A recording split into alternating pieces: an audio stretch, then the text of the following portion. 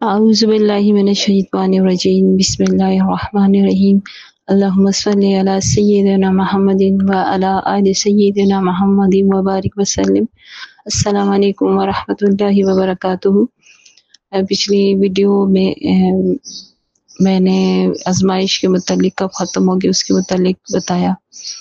میں نے اس سے پچھلی ویڈیو میں کوشش کی کہ یہ بات سمجھا سکوں کہ آزمائش آئے گی، دنیا ہمیں بھیجا ہی آزمائش کے لیے ہے، آزمایا جانا ہے نا، ہم نے یہاں پہ پرچے دینے ہیں اور وہاں پہ جا کے رزلٹ لینا ہے، تو یہ تو نہیں ہو سکتا۔ آپ چاہے جو بھی راہ اختیار کریں آزمائے جائیں گے۔ ساتھ ہی میں نے کہا کہ میں اپنی زندگی کے آزمائشوں کے متعلق اس لیے نہیں بتاتی، میں اب بھی آزمائی جا رہی ہوں، تو کیونکہ میں یہ سمجھتی ہوں کہ میں نے اپنا ذہن یہ بنا لیا ہے کہ ہاں یہ تو ہوگا، اس دنیا میں اس دنیا کے مزے نہیں لیے جا سکتے، وہ راحت سکون نہیں مل سکتی جس کا وعدہ آخرت کے لیے ہے، دنیا کے لیے نہیں ہے۔ تو اس لیے میں نے کبھی اس چیز کو نہیں سمجھا کہ یہ چیز مجھے آزمائش پہ آ رہی ہے یا مشکل ہے، بس ہو رہا ہے، سب کچھ ہو رہا ہے، اللہ تعالیٰ نے توفیق دی ہوئی ہے، وہ جمائے ہوئے اپنے آپ سے جوڑے ہوئے ہیں، اپنے نبی کریم صلی اللہ علیہ وسلم سے جوڑے ہوئے ہیں، یہی کافی ہے۔ یہ وقت گزر جائے گا، چاہے اچھا ہو یا برا ہو، اس لیے میں اللہ کی شکایت نہیں کرتی اور ان آزمائشوں کا ذکر نہیں کرتی۔ میرے نزدیک یہ اللہ کی شکایت ہے، حالات کا رونا رونا۔ لیکن پچھلی ویڈیو کے کمنٹ سیکشن میں ایک کمنٹ ہے جسے پڑھ کے مجھے ہنسی بھی آئی، لیکن چلے جنہوں نے بھی کیا اللہ تعالیٰ آپ کو جزائے خیر دے۔ میں آپ کی کنفیوژن صرف ایک واقعے سے پلیز دور کرنے کی کوشش کروں گی۔ آئندہ زندگی رہی اور کچھ ایسے بات ہوئی تو پھر ساتھ ساتھ میں بتاؤں گی کہ درود کے راستے میں مجھے کیا مسائل پیش آئے یا کچھ ایسی مشکلیں پیش آئیں اور وہ کیسے حل ہوئی، وہ ساتھ ساتھ میں انشاءاللہ زندگی رہی تو چلتا رہے گا۔ لیکن ایک کمنٹ تھا کہ آپ نے تو واضح نہیں بتایا اور گول مول جواب دیا، آپ کس قسم کی آزمائشیں آپ کے راستے میں آئیں۔ تو آزمائش تو بہت ہیں، الحمدللہ رب کی طرف سے ہیں، اور اس بات کا سکون ہے آزمائش بھی ختم ہو جائے گی اور یہ زندگی بھی ختم ہو جائے گی، اور انشاءاللہ تعالی ایک دن جو خوشی کا دن ہوگا کہ جب میں اپنے رب سے ملوں گی۔ بہرحال پہلی ویڈیو میں یا دوسری ویڈیو میں نے جو اس کے متعلق درود کے متعلق شروع کی، تو میں نے ایک اپنے بچپن کا بہت کم عمری کا ایک خواب بیان کیا، جس میں آقا کریم صلی اللہ علیہ وآلہ وسلم ایک بگی میں تشریف فرما ہے، میں فرنٹ سیٹ پہ بیٹھی، عمر وہی ہے میری جو میں دیکھ رہی ہوں، اور آپ صلی اللہ علیہ وسلم تشریف لاتے اور اپنا دایاں کندھا مبارک میرے کندھے کے ساتھ یوں ایسے پیوست کر دیتے اور قریب کر لیتے ہیں۔ تو اس وقت مجھے یہ سمجھ نہیں آئی یہ کیا تھا، کیا وہ تھا، لیکن درود کی کثرت شروع ہو گئی۔ اب جا کے جو میرے درود کی کثرت میں اضافہ ہوتا گیا، بہت سی باتیں ہیں، بہت سی مشکلات ہیں جاری ہیں، اور مجھے لگتا ہے جاری رہیں گی، کیونکہ راستے آسان نہیں ہیں، ہم آسانیاں ڈھونڈتے ہیں، یہ راستے آسان نہیں ہیں، یہ بات تو ہے کہ آزمائے تو جائیں گے۔ تو اب اس وقت مجھے یہ سمجھ نہیں آتی تھی، تھوڑا سا شعور ہوا، تھوڑا سا مزید درود شریف کی کثرت زیادہ ہوئی، آقا کریم صلی اللہ علیہ وسلم کی زندگی مبارک کو پڑھا، ان کی مشکلات، ایسے دل کٹتا، اور آپ صلی اللہ علیہ وسلم کی حدیث مبارک کی جب تم پہ مشکلیں آئیں اور سختیاں آئیں تو میری مشکلیں اور سختیوں کے بارے میں سوچ لیا کرو، تو سوچنے کے لیے جاننا ضروری تھا، وہ جاننا شروع کیا، تو جو رہی صحیح لگتی تھی وہ مشکلیں بھی، کبھی مجھے ایسا نہیں لگا میری زندگی میں مشکل وقت گزرا ہے، کیونکہ میں یہ سمجھ چکی ہوں اور مجھے سمجھایا جا چکا ہے الحمدللہ کہ دنیا آسان نہیں ہے۔ اگر آپ بچ کر چلیں گے تو مشکلات آئیں گی۔ حضرت عمر فاروق رضی اللہ تعالیٰ عنہ کا قول ہے نا کہ جب آپ تقویٰ کیا ہے، پرہیزگاری یعنی پرہیز کرنا، بچنا، تو حضرت عمر فاروق رضی اللہ تعالیٰ عنہ نے فرمایا کہ ایک کانٹے دار جھاڑیوں والے راستے کے درمیان جب کوئی چلے اور اپنے کپڑوں کو بچا کر چلے، کتنا مشکل ہوتا ہے، یہی پرہیزگاری ہے.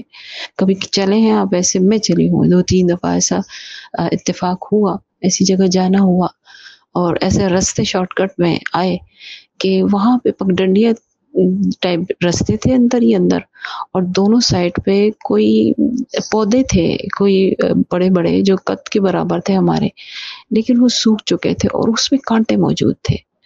اور یقین جانے کہ کتنی دفعہ اس میں کپڑے الجھے اور خراب بھی ہوئے. اور پھر جب آخری دفعہ جب سمجھ آئے گی کہ اس در سے کیسے نکلنا ہے، تو پھر آخری دفعہ جب میں اس راستے سے گزری ہوں، پھر اس کے بعد نہیں ہوا. تو میں نے کپڑوں کو لگ بھگ بچا ہی لیا، پھنسی تو پھر بھی لیکن بچا ہی لیا. تو مجھے تب حضرت عمر فاروق رضی اللہ تعالیٰ عنہ کا یہ قول، میں نے کہا کیسے حق بات ہے، کتنا مشکل ہے چلنا. آپ زخمی بھی ہو جاتے، کانٹے بھی چبھتے ہیں، آپ کے کپڑے بھی خراب ہوتے ہیں، کو دقت بھی اٹھانی پڑتی ہے. تو یہ رستے تو ایسے ہی تھے اور ایسے ہی ہیں. تو مشکلات تو میری زندگی میں ایس سچ نہیں ہے. میں سمجھتی ہوں لوگ کہتے ہیں، جو جانتے ہیں مجھے، جو کہتے ہیں کہ تمہارا حوصلہ ہے کہ جو تم ان حالات میں موو کر رہی ہو، لیکن مجھے خود نہیں لگتا، کیونکہ میں پھر کہوں گی کہ میں نے اپنے ذہن بنا لیا ہوا ہے. بہرحال وہ احساس میں لے کر چلی ابھی تک بھی ہے. تو مجھے ایسے اندر سے آواز آتی تھی نبی کریم صلی اللہ علیہ وسلم حیات مبارک کے بارے میں پڑھتے ہوئے، جب آپ صلی اللہ علیہ وسلم نے اس وقت مسلمانوں عورتوں اور مردوں کو بیعت کیا، تو ایک دم سے جب میں پڑھتے پڑھتے مجھے ایسا لگا جیسے اچھا وہ فیلنگز ایسی ہی ہیں جیسے آپ صلی اللہ علیہ وسلم نے اپنے ساتھ مجھے جوڑ لیا اور بیعت کر لیا، لیکن میں کسی کو بتا نہیں سکتی تھی کہ یہ فیلنگز ہیں. دیکھا تو نہیں تھا نا سب کچھ بیعت کرتے ہوئے. میری زندگی کی سب سے بڑی مشکل ہے، میرے پیارے ہی ہیں سب، جو میری دوست ہیں، مخلص، میرے چاہنے والے ہیں، دین کے رستوں سے وابستہ ہیں، بہت ہی محبت کرنے والے اللہ رسول صلی اللہ علیہ وسلم سے. جب میں اس رستے پہ چلنا شروع ہوئی اللہ رسول صلی اللہ علیہ وسلم کی، تو مجھے تھوڑا سا دباؤ ڈالا گیا کہ آپ کسی موجودہ دور کے بزرگ سے، ولی سے، پیر سے بیعت ہو جائے، تاکہ آپ میں ہے اور آپ بڑھ سکیں گی وغیرہ وغیرہ جو کہا جاتا ہے. اچھا مجھے کہیں کہ فلانے پیر، تو اندر سے میری آواز آئے پیر کامل صلی اللہ علیہ وسلم، تو میں خاموش ہو جاؤں. پھر کوئی کہے کہ ہمارے مرشد ہیں، تو اندر سے میری آواز ہے مرشد کامل حضرت محمد صلی اللہ علیہ وسلم، تو میں پھر خاموش ہو جاؤں. پھر کچھ ایسی بات آئے تو اندر سے آواز آئے آپ صلی اللہ علیہ وسلم. بہرحال یہ 2 ہی الفاظ میرے لیے استعمال ہوئے، 2 ہی دفعہ اندر سے آواز آئی کہ نہیں تم بیعت ہو چکی ہو، اندر سے آواز آئی. اب میں یہ بتا نہ سکوں، یہ میری زندگی کی سب سے بڑی مشکل تھی، بے بسی تھی کہ میں کیسے بتاؤں کہ میں نہیں کر سکتی کسی میں. اور میرے نزدیک مرشد کامل صلی اللہ علیہ وسلم ہے، میرے نزدیک پیر کامل صلی اللہ علیہ وسلم ہے، میں کسی اور کو نہیں دے سکتی. میں یہ نہیں کہتی کہ جو یہ بزرگ ہیں، ولی ہیں، ان میں نہیں ہوگا، لیکن نبی کریم صلی اللہ علیہ وسلم کی محبت، ان کی سنتوں اور ان کی زندگی مبارک کو جس نے پا لیا، اس سے اس جہاں میں کچھ نہیں ہو سکتا، وہ نہیں بھٹک سکتا. اگر اصل میں پا لیا، اگر اصل میں ان راہوں کو آپ نے جان لیا، سمجھ لیا، اور اللہ تعالیٰ نے آپ کو توفیق دے دی جاننے سمجھنے کی اور ان پر چلنے کی، تو اس کے بعد کسی کی ضرورت نہیں رہتی. ہر سوال کا جواب ملتا ہے، آتا ہے، ہر مشکل حل ہوتی ہے اس راستے کی. جو سوالات ذہن میں اٹھتے ہیں، جو وسوسے، جو شکوک و شبہات، سب حل ہوتے ہیں.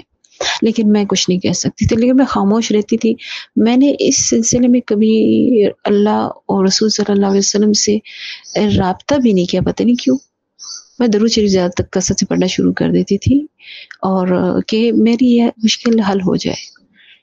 اچھا ایسا ہوا کہ 2 دفعہ میری بہت عزیز ہیں، انہوں نے کہا چلو آج تو تمہیں لے کے چلتے ہیں اور تم وہاں جاؤ اور تیار ہو کہ آئیں گے وہ جن کے بارے میں کہتے تھے آپ بیعت ہو جائیں. وہ واقعی بہت اچھے انسان ہیں، بہت بڑی بندے ہیں، تو تم بیعت ہو جاؤ تو تم دیکھنا کہ کیا دیکھ کیا تم پہ فیض اور برکتیں نازل ہوتی ہیں. میں ان کو یہ بھی نہ بتا سکی کہ یہ سب کچھ مجھے مل چکا ہے الحمدللہ، لیکن اظہار نہیں کیا اور نہ کرنا چاہتی ہوں ابھی بھی. تو اچھا وہ مجھے کہتے ہیں اتنے بجے میں آؤں گی، اتنے بجے تم تیار رہنا. اللہ کا کرنا ایسا ہوا کہ ان کا آنا ہی پوسٹ پون ہو گیا. اچھا ادھر تو میں بچ گئی. اس میں تقریباً لگ گئے کچھ ایک سال اور لگ گیا ان کا پھر آنا نہیں ہوا. بہت مصروف شخصیت ہے، ہمارے علاقے میں ان کا آنا نہیں ہوا. اچھا پھر ایسا ہوا کہ ان کا پھر آنا ہوا ایک سال کے بعد لگ بھگ.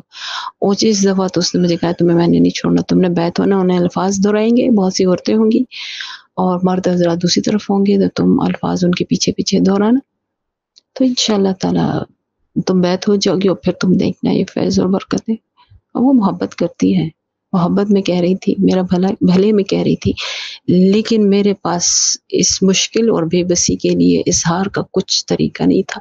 میں نے ایسے دھکے چھپے منی سی آواز میں کہہ دیا نہیں میں تو بیعت ہوں. کہتے کس سے؟ تو کہتی میں نے کہا نبی کریم صلی اللہ علیہ وسلم سے. کہتے ہو وہ تو سب مسلمان ہوتے ہیں نا، سب امتی ہیں، میں تمہیں اس طرح. خیر میں پھر بھی نہ سمجھا سکی. بہرحال اب ہم وہاں پہ موجود، ان کا بیان ہوا، وہ آئے اور میں مسلسل درود پڑھتے جاتے یا اللہ میری مدد فرما، یا اللہ تو جانتا ہے میرا حال، تو جانتا ہے. وہ پہلی بات تھی جو میں نے دعا کے لیے اس سلسلے میں ہاتھ اٹھایا. اور تجھے پتا ہے میں کسی اور سے نہیں جڑ سکتی، میرا اندر مجھے اجازت نہیں دیتا، میں حقوق کسی کے نہیں ادا کر سکتی اس طرح. اور میرے لیے وہی کافی ہے، پیر کامل صلی اللہ علیہ وسلم، مرشد کامل صلی اللہ علیہ وسلم. میں پڑھتی جاؤں، بے چینی میری بڑھتی جائے. جیسے ہی انہوں نے کہا مائک پہ ہے کہ آپ سب تیار ہو جائے، آپ سب بیعت کے لیے تیار ہیں، اور میں اندر کہہ رہی ہوں نہیں، اندر سے میری آواز آ رہی ہے نہیں. اور پھر میں نے کہا کہ میں نے ساتھ میں یہ بھی دعا کہی کہ مجھے جھوٹ بھی نہ بولنا پڑے کہ میں بیعت ہو گئی ہوں اور میں نے نہیں ہونا تھا، اور میری مشکل بھی حل ہو جائے. اچھا جیسی بیعت کے الفاظ، باقی ساری دعا کرنے کے بعد سب کچھ کرنے کے بیعت کے الفاظ شروع ہوئے، سارا سسٹم بیٹھ گیا. یقین جانے سسٹم میں آواز ہی نہ آئے. اچھا وہ الفاظ ادھر دہرا رہے ہیں، مردانے میں آواز چل رہی ہے، یہاں پہ آئی نہ، یہ کہتے جائیں. بیعت کے اتنے الفاظ ہوتے تھوڑے سے ہوتے. وہ جیسے ختم ہوئے پھر شروع. اور میں نے شکر کیا اللہ کا. انہوں نے مجھ سے پوچھا بھی نہیں کہ تم نے وہ کیا، وہ کیونکہ وہ سسٹم کے اس پہ پڑ گئے. اور میری اللہ نے پردہ پوشی کر دی، میں نے پردہ رکھ لیا. اب پھر کچھ عرصہ گزرا، سال کا عرصہ پھر گزرا. تو اس نے مجھے کہا اچھا تم نے کسی اور سے بیعت نہیں؟ میں نے کوئی بات کری تھی کہ بڑے اچھے ہوئے ہیں، ولی ہیں. میں کسی اور نظریے سے نہیں، ان کی بات کری تھی. اور میری ایک دوست ہے، وہ ان سے بیعت ہوئی اور بڑا ان کو اللہ تعالیٰ نے نوازا ہے. وہ کہہ رہی تھی، میں نے کہا مجھے تو نہیں پتا، میں تو تمہیں پتا کہ بیعت نہیں ہو. کہتی کیا تم بیعت نہیں ہو؟ تم نے بیعت کسی اور سے نہیں ہونا، تم ہو چکی ہو. تو میں نے سر ہلائے کہ نہیں. تو پھر بات ادھر ادھر ہو گئی. پھر اللہ نے کرم کیا، اب یہ بے چینی بڑھ گئی میری. میں نے کہا اب یہ پھر میرا تو ان سے تقریباً روز کا تعلق ہے، اب یہ پھر پوچھیں گی، میں پھر کیا کہوں گی. میرے رب کریم کا کرم، میرے نبی کریم صلی اللہ علیہ وسلم کی نظر کرم. چند دن پہلے اس کا فون آیا کہ میں نے رات کو ایک خواب دیکھا ہے ہمارا، تم نے صحیح کہا تھا. کہتی میں نے خواب دیکھا کہ میں مسجد نبوی میں جا رہی. مسجد نبوی میں جہاں نبی کریم صلی اللہ علیہ وسلم کا روضہ مبارک ہے، وہاں کی جالیوں کے اندر آپ صلی اللہ علیہ وسلم تشریف فرمائے، بہت عالیشان کرسی پر، خوبصورت اس سے جلوہ فرمائے. عصا مبارک آپ کے ہاتھ میں ہے، اور جب میں دیکھتی ہوں تو تم وہاں پر بیٹھی ہوئی ہو، اور آپ صلی اللہ علیہ وسلم قدم مبارک میں پتہ نہیں کیا راز کی باتیں تم آپ صلی اللہ علیہ وسلم سے فرما رہی ہو، کہہ رہی ہو، اور آپ صلی اللہ علیہ وسلم پوری توجہ کے ساتھ سن رہے ہیں، اور تم روتی جا رہی ایسے جیسے بہت روئی ہو، جیسے بہت بڑا کچھ ایسا مسئلہ ہے جس سے تمہیں پریشان کر رکھا ہے، لیکن تم وہ آپ صلی اللہ علیہ وسلم سے ہی وہ ڈسکس کر رہی اور کسی کو نہیں بتا رہی. کہتی ہے اتنے میں اور میرے پیچھے قریب تین عورتیں اور تھیں، چار، ہاں جی چار، اور تین عورتیں اور تھیں. تو وہ بھی آئیں جن کو میں نہیں جانتی، بڑی عمر کی تھی. وہ بھی تم آپ صلی اللہ علیہ وسلم قدم مبارک میں بیٹھی ہو. اس کے بعد میں پیچھے بیٹھ جاتی ہوں اور میرے پیچھے وہ عورتیں بیٹھ جاتی ہیں. تو آپ صلی اللہ علیہ وسلم کے ہاتھ میں عصا مبارک ہے. آپ صلی اللہ علیہ وسلم نے عصا مبارک تمہارے ہاتھ میں ایسے کیا، اس کو پکڑو، اور پھر باقیوں کو کہا تم بھی پکڑو. اور میں بیت کے جو الفاظ دہرا رہا ہوں میرے پیچھے پیچھے دہراتے جاؤ، تم بیت ہو جاؤ گے. کہ سب سے پہلے تم نے پکڑا، اس کے بعد ہم نے پکڑا. آپ صلی اللہ علیہ وسلم نے فرمایا پڑھو لا الہ الا اللہ محمد رسول اللہ، اشہد ان لا الہ الا اللہ واشہد ان محمد رسول اللہ، استغفر اللہ ربی من کل ذنب واتوب الیہ، اللہم صلی علی محمد وعلی آلہ وسلم. کہتے آپ صلی اللہ علیہ وسلم نے الفاظ دہرائے، ہم سب نے یہ الفاظ دہرائے، اور آپ صلی اللہ علیہ وسلم نے اپنا سر مبارک ہلایا کہ سب بیت ہو چکے. اس کے بعد بھی خواب کا کچھ حصہ تھا جو یہاں پہ بتانا مناسب نہیں. آپ کہتے ہیں نا کہ جلدی حل ہو جاتے ہیں مسئلے، جلدی حل ہو جائے. کتنے سال گزر گئے میں شمار بھی نہیں کر سکتی. صرف ایک ہفتہ پہلے یہ میری مشکل حل ہوئی، یہ بے بسی ختم ہوئی. اس کے بعد اس نے مجھے نہیں کہا، اس نے کہا میں نے مان لیا کہ تم واقعی آقا کریم صلی اللہ علیہ وسلم سے بیعت تھی. یہ جو نعمتیں ہیں، یہ جو رحمتیں ہیں جو نبی کریم صلی اللہ علیہ وسلم سے منسوب ہے، چاہے وہ فیض ہے چاہے وہ کثرت ہے، یہ اتنی آسانی سے نہیں ملتی. یہ ایسا نہیں ہے کہ رات کو اپنے درود اتنا پڑا صبح کا مسئلہ حل ہو گیا. لوگوں کے ساتھ ہوتا ہے، لیکن ان کے پیچھے کیا ہے آپ کو کیا پتا. انہوں نے بیان تو نہیں کیا، چند بار پڑھا اور ان کے پہ فیض ہو گئی، نظر کرم ہو گئی. ہر ایک کا معاملہ الگ ہے، ہر ایک کی فطرت الگ ہے، ہر ایک کا حال الگ ہے. ہم سب ایک دوسرے سے مختلف ہیں. جب ہم ایک دوسرے سے مختلف ہیں تو اسی لحاظ سے نظر کرم ہوتی ہے. لیکن نظر کرم کے لیے، فیض کے لیے کیا ضروری ہے، انشاءاللہ تعالیٰ میں اگلی ویڈیو میں ضرور آپ کو بتاؤں گی. ایک بہن نے سوال کیا ہے، دیر ہوگی جواب دینے کے لیے لیکن میں معذرت خواہ. اس سوال کا جواب اس لیے دیا کہ وہ کرب، وہ تکلیف آپ کو کوئی آپ کی منزل سے دور لینا جانا چاہے. میری منزل اللہ کے بعد رسول کریم صلی اللہ علیہ وسلم، میں اس سے ہٹنا ہی نہیں چاہتی. اللہ کے بعد رسول صلی اللہ علیہ وسلم کے سامنے مجھے اپنے ماں باپ کچھ نہیں دکھتے، اپنے بہن بھائی، اپنے رشتے کچھ بھی نہیں دکھتے.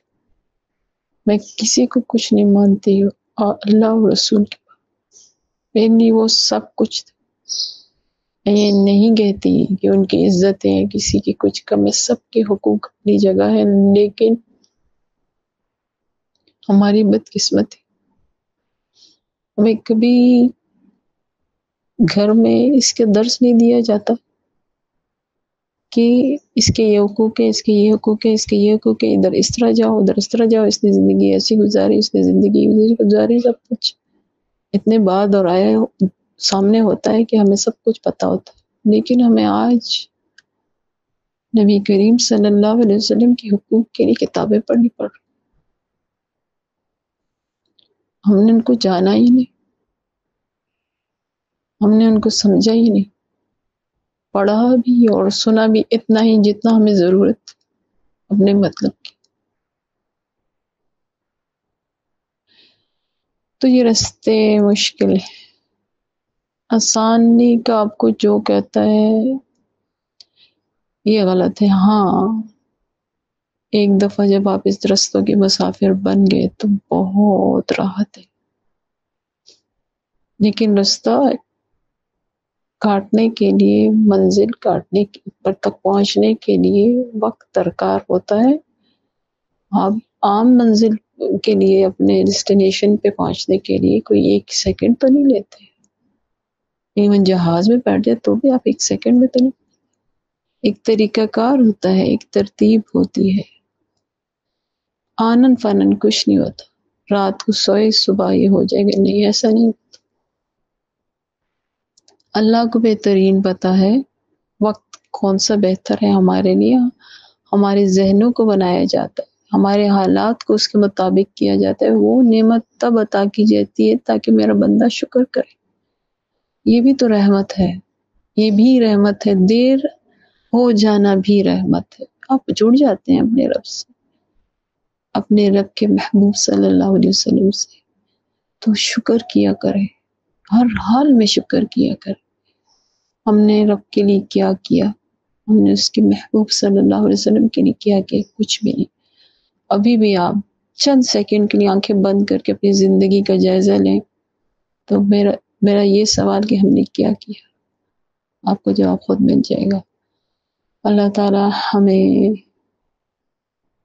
اللہ اور رسول صلی اللہ علیہ وسلم کا بے انتہا قرب عطا فرمائے. اتنا قرب کہ ہم اٹھتے بیٹھتے جاگتے سوتے ان دو ہستیوں کو اپنے اندر محسوس کریں، اپنے اندر. انشاءاللہ تعالی اللہ تعالیٰ آپ کو ضرور نوازے گا. میری دعائیں آپ کے ساتھ ہیں، اور یہ درود کی کثرت کی جو آپ دعا کہتے ہیں نا، میرا دل باغ باغ ہو جاتا ہے. یہی تو میرا مقصد ہے کہ آقا کریم صلی اللہ علیہ وسلم کی آپ کو محبت ملے اور بے انتہا درود ملے. لیکن فیض کیسے ملتا ہے انشاءاللہ اگلی ویڈیو میں بتاؤں گی. اللہ تعالیٰ آپ کو آسانیاں عطا کرے اور آسانیاں تقسیم کرنے کی توفیق. آمین ثم آمین. السلام علیکم ورحمۃ اللہ.